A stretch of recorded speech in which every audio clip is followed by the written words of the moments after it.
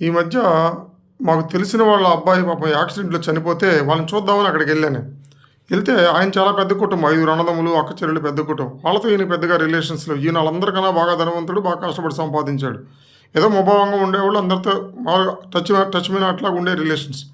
ఈయనతో పలకనోళ్ళు, ఈయన దూరపు బంధువులు అందరూ ఆ చావును చూడ్డానికి వచ్చారు. ఎంతమందొచ్చారంటే మొత్తం అసలు పిల్ల, జల మొత్తం వచ్చారు.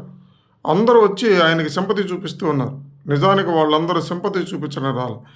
చాటుకెళ్ళి వాళ్ళు ఏం మాట్లాడుకుంటున్నారని చెప్పేసి నేను గమనిస్తే ఈడికి ఒళ్ళు ఇల్లు కాకుండా సంపాదించాడు.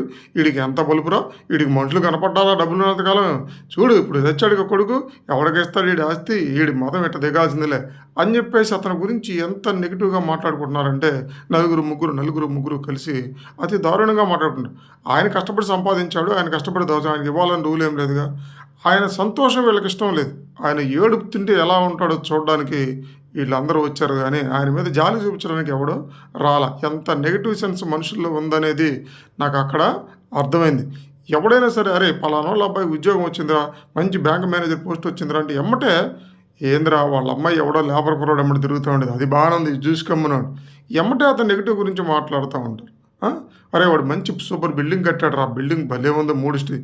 ఎందుకురా కట్టిన ఆవిడ లింగలింగం అంట, ఎవడున్నాడు పిల్ల జల్ల ఆడి బతుక్కి ఈ ఇల్లు ఎవడోడికి ఇవ్వాల్సిందే. ఎవడి సక్సెస్ స్టోరీ కూడా వీళ్ళకి నచ్చదు మనుషులకి.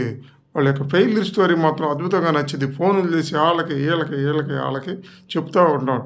మనుషుల్లో ఎంత నెగిటివిటీ పెరిగిపోయింది కాబట్టి మనుషుల కామెంట్లకి, మనుషుల మనస్తత్వాలకి ఎక్కువ ఇంపార్టెన్స్ ఇవ్వాల్సిన అవసరం లేదు. నేను పుట్టాను, ఈ లోకం నవ్వింది, నేను నవ్వాను, ఈ లోకం చేర్చింది, నాకింకా లోకంతో పని ఏముంది అని ఆచార్య ఆత్రేయ గారు చెప్పినట్టుగా మనం కూడా నటించాలి తప్ప జనాన్ని ఎప్పుడు సీరియస్గా తీసుకోవద్దు. అతిగా ఎవడి మీద ప్రేమించాల్సిన అవసరం లేదు. ఉన్నామంటే ఉన్నాం. మనుషుల్లో విపరీతమైన నెగటివిటీ ఉంది. నీ సక్సెస్ ఎవ్వడికి నచ్చదో, నీ ఫెయిల్యూర్ మాత్రం సూపర్ డూపర్గా నచ్చింది. 1000 మందికి షేర్ చేస్తాడు. పైకి జాలి చూపించేవాడు కూడా లోపల ఆనందపడేటువంటి దరిద్రపు మస్తాల జనం మన చుట్టూ ఉన్నారు. కాబట్టి మనుషుల కామెంట్ని, మనుషుల మనస్తత్వాన్ని అంత ఎక్కువగా సీరియస్గా లైఫ్లో తీసుకోవద్దు.